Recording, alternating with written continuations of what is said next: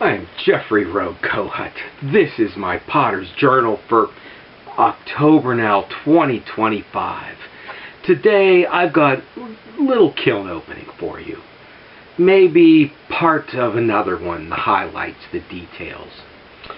I just worked about 40 some chip and dip plates through the studio, about 40 some pie plates as well. Not all of them fired at once. Some of them I will hold and fire later. When I sit down to make something, I make what will generally last a year. Except for little stuff. And I need to make this to fit around the pie plates in the kiln and around the chip and dipped plates. And I just did about 10 more of the pizza pans, so I need mugs to fit around those. But as a potter, I don't know. Sometimes I think either I work really, really hard, or I'm really, really lazy. Sometimes I don't do anything all morning, or even in the afternoon, or don't even start until 4 o'clock. And then I finish by 7, maybe 7:30. So I don't know if I work really, really hard, really, really lazy.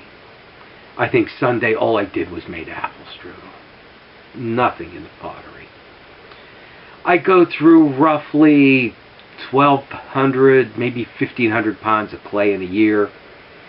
Make and sell roughly, I do make and sell 1,000 pots a year.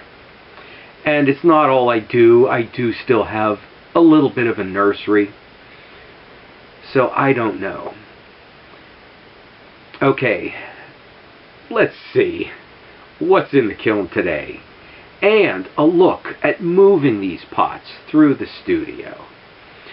Okay, not lined with shelves, but rough and primitive. I don't think I could afford a studio. So it shares the space with the farm operation. Okay, let's see what's in the kiln today. Here is the pie plate pileup that some of you caught in the last video. 20 of these are going out the door, all in the blue. When I do 10, I always do 1 or 2 in the green. So now I'm left with the dilemma, what will I do with all the green? And following along on the chip and dip saga on the small ones, I've already got some bisqued. And the medium, the same. There's a couple bisqued on there. And also, a couple of them already been glazed into market. This is the large now. And they take up the entire bench. And they even have maybe now a show coming up that I will do a pottery fiesta, okay, at Bella's Wishes sometime this fall. The designs here almost take on the look of a Mexican hat with the elaborate design and with the simple. And we will do some sgraffito skulls with the tulips, so it'll be with the tulips from Pennsylvania and the skulls from Mexico. Pennsylvania meets Mexico. Now, how about the extra large? Still one more size to go. And it is a chip and dip time of year. Football season. You know, people gather round for that. I don't know that they do for baseball or hockey. So all those dots, you know, let me pull something else out here from another firing.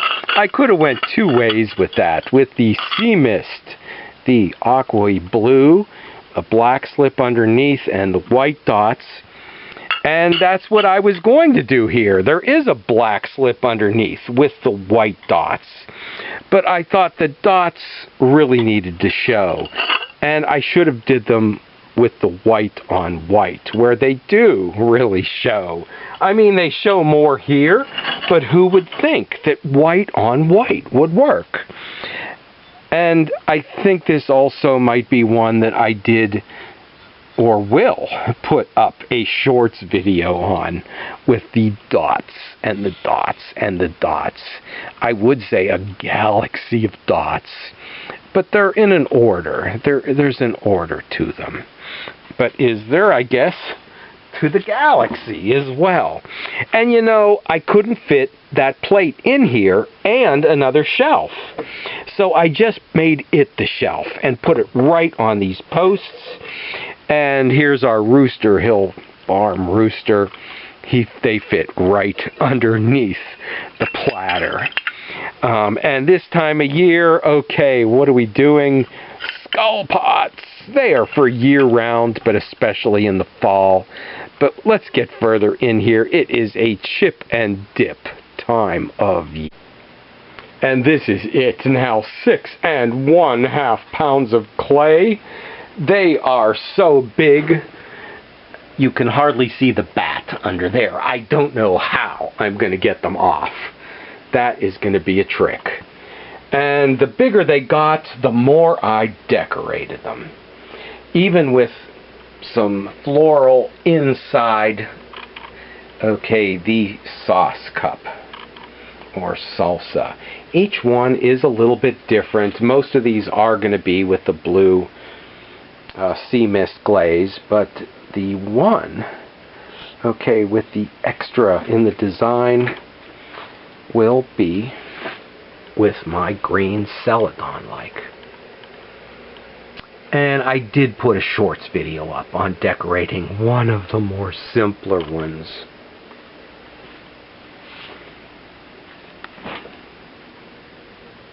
Oh, and I did do it. I did do it both ways.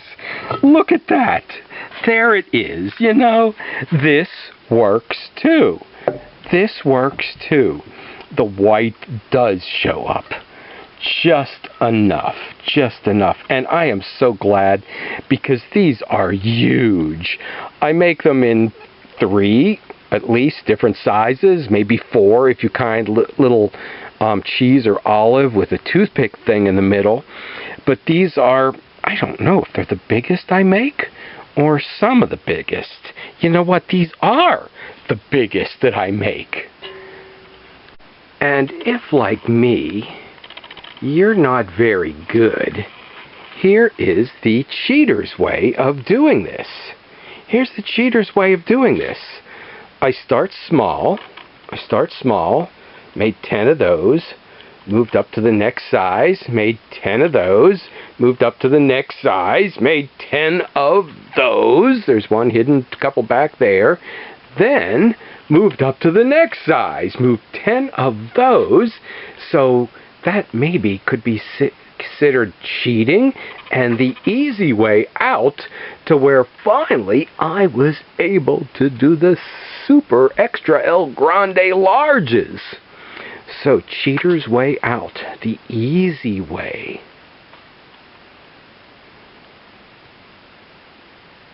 Yeah, further in here, these are a little bit smaller, not taking up the entire shelf this time. And this fall is the saga of the chip and dip plates, late summer and fall. I made 10 each in how many sizes? I'll have to check that again. Okay, and if this is the saga of the chip and dip plates, the only thing I'll say here is I made a bigger space on the bottom, because I think on the bottom of the kiln we need a little more room. So let's get to another kiln load with more of the chip and dip plates before this guy or his friends go mad. Oh no, and they are going mad for more chips. Okay, next kiln load, that's it for this one. And I will get this one going fast. I mean, there they are, waiting, they are glazed and waiting for the next kiln load. Or even the next bisque. And the one after. And on this one, I am just going to show a few pots of interest. The last 2 for that order. as I said, all the blue ones will be gone. So I decided the slip that I usually put on the green.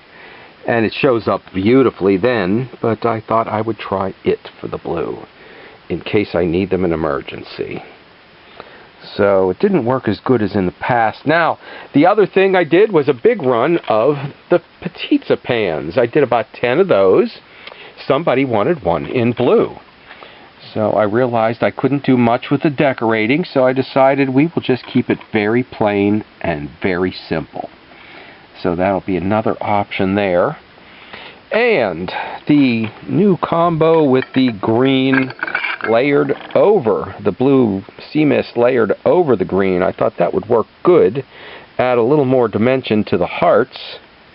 However, yeah, it ran a bit too far, which is why I don't go mad about doing the layering thing. These would have been nicer without that extra run.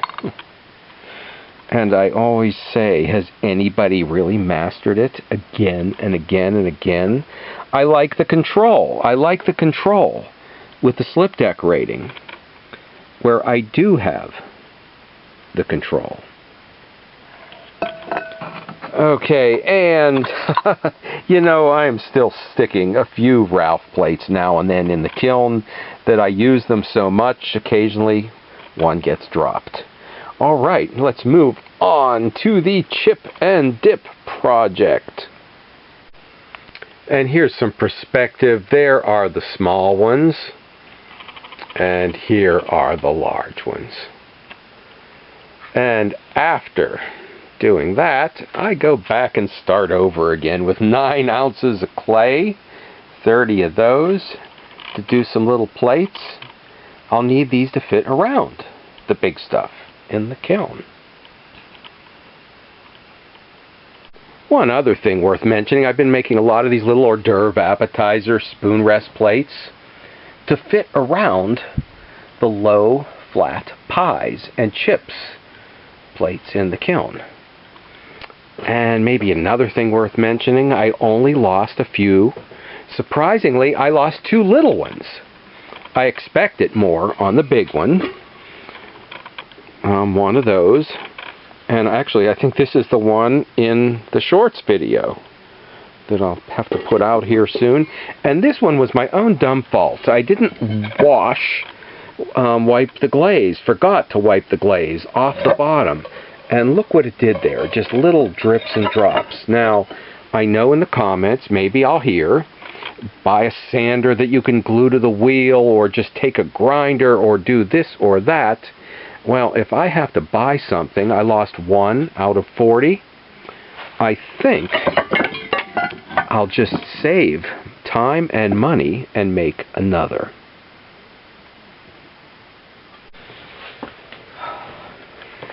So I will say, well, that's that. I will say, though, there is some satisfaction pushing a huge project through the studio. It's in the sketchbook, it's in my potter's journal, I think about it, I anticipate it, finally get it started, finished, and push it through. So there is satisfaction there. I have more fun maybe with the poultry fountain I did recently. And working out of the studio too at the Southside Historic Village. The project now is some special pots for gallery show. Cafe, Creative Arts Center. They have a gift shop as well. They've been selling my pots at Bella's Wishes. But I want something special. And I've known about this for a year. I've started making, and you saw at the beginning of the year, me make the big punch bowl. So that's still around, but it being October, I wanted some special pots for the fall season. So I'm real excited about that and seeing them come out of the kiln. Okay, I will share that with you in the next few weeks. So, alright, stop back and see what's going on in the studio next week. Oh, yeah. If I can get out of this chair, I don't know. If I work really hard, or if I am just really lazy.